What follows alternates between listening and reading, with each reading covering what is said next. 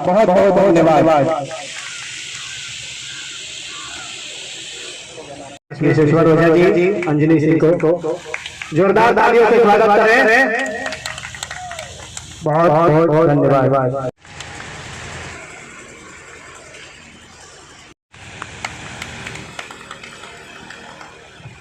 अंजलि हमारे गांव का नाम और आगे ले जाए लेखन के क्षेत्र में। एक आप लोग ताली बजाते रहिए।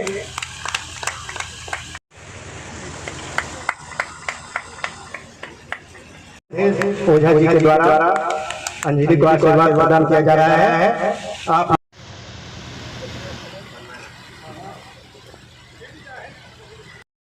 आज पुस्तक विमोचन में आप पहुँचे हुए थे और एक गांव की लड़की इंग्लिश में किताब लिखी है, कितना गर्व होता है वो भी आपके क्षेत्र में।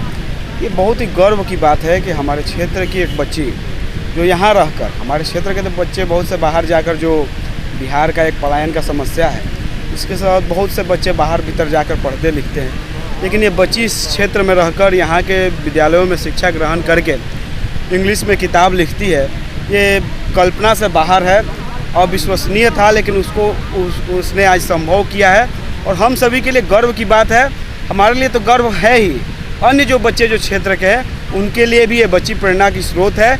और इसको देखकर, इस बच्ची को देखकर अन्य भी बच्चों भी जो इस क्षेत्र से हैं, जिनको लगता है कि व्यवस्था के अभाव में वो आगे नहीं बढ़ पा रहे हैं, उनको भी कहीं ना कहीं उनके हौसलों को एक पंख लगेगा, उनको मजबूती मिलेगी कि वो भी चाहें, अगर उनकी इच्छा शक्ति मजबूत है, डेडिकेशन मजबूत है, तो वो भी अपने लक्ष्य को, अपने सपनों को साकार कर सकते हैं।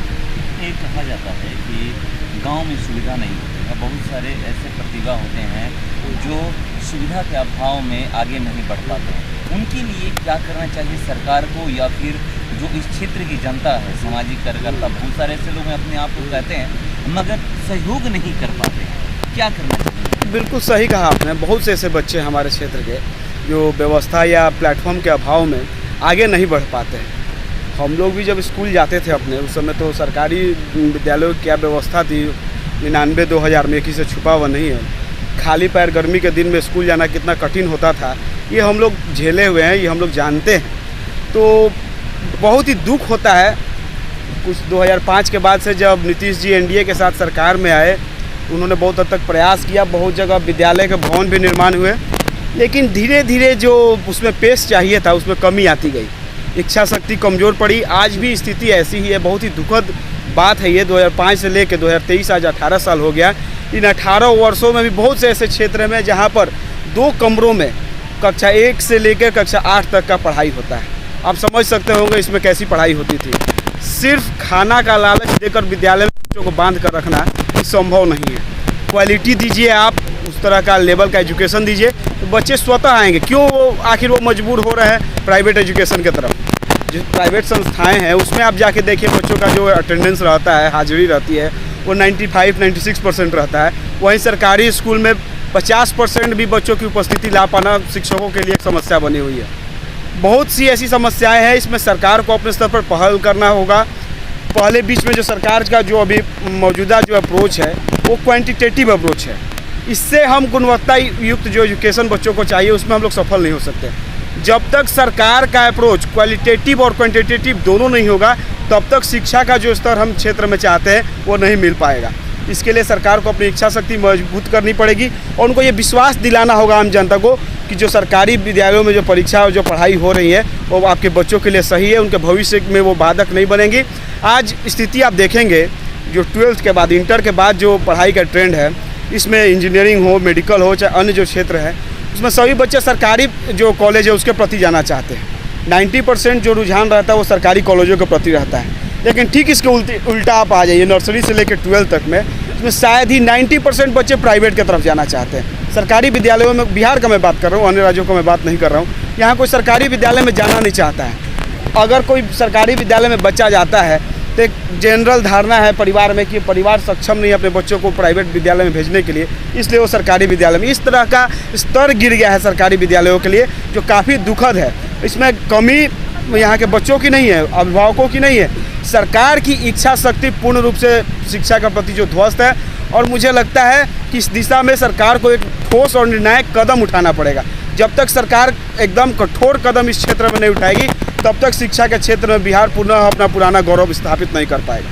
आपके द्वारा जो पुस्तक प्रकाशित की गई है, जो युवा पीढ़ी के लोग हैं, जो छात्र है छात्रा है, उसको क्या लाभ मिलने वाला है? उनको लाभ ये मिलेगा कि इसमें एक लड़की है जो कि अपना घर का मतलब उसको ट्रैवल करना पसंद है, एक्सप्लोर करना चाहती है चीज़ें, उसको शिप चलाना पसंद है, तो वो शिप को लेके अपना निकलती है ट्रैवल करने के लिए सीज़ में, और वो उधर कैप्चर हो जाती है लोगों के द्वारा उधर एक आइलैंड पे। वहाँ वो कैसे अपनी परिस्थितियों को वो करते हो, परिस्थितियों से जूझते हुए कैसे वो सबको बचाती है, खुद भी बचती है और फिर अपने घर पे वापस जाती है। यही कहानी है। नेक्स्ट आपका एक पुस्तक आ रहा है, was us wrong. Was us wrong. क्या उसमें ऐसा क्या है जो लोग उसको पढ़ेंगे, उससे जानकारी हासिल करेंगे?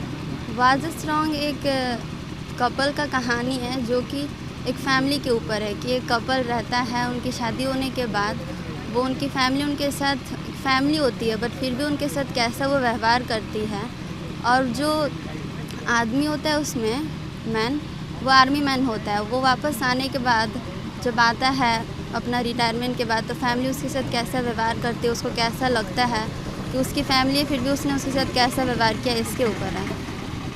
आपकी जो प्राथमिक शिक्षा दीक्षा है वो कहाँ से हुई? मेरा प्राथमिक शिक्षा इधर ही हुआ है, मतलब पापा आर्मी में ही थे मेरे, तो वो जहाँ भी पोस्टिंग जाते थे वहाँ पे केंद्रीय विद्यालय में पढ़ती थी। अभी 10th क्लास मैंने KV आरा से किया था, उसके बाद बिहार बोर्ड से मैंने 11th-12th किया था HD जैन कॉलेज से। अब पुस्तक लिखी, इसका जो फाइनेंशियल सपोर्ट हुआ होगा वो कौन दिया था? पापा। और पापा दिए थे। आप अपना परिचय बताइए। मेरा नाम अंजलि कुमारी है, मैं खरौनी गांव में रहने वाली एक लड़की हूँ। मेरे पापा का नाम धर्मेंद्र कुमार है और मैं अभी BA कर रही हूँ पॉलिटिकल साइंस से BKSU में ही। PHU में मुझे सीट मिला था बट अच्छा कोर्स अलॉट नहीं हुआ, इसलिए अभी मैंने एडमिशन उसमें नहीं करवाया है।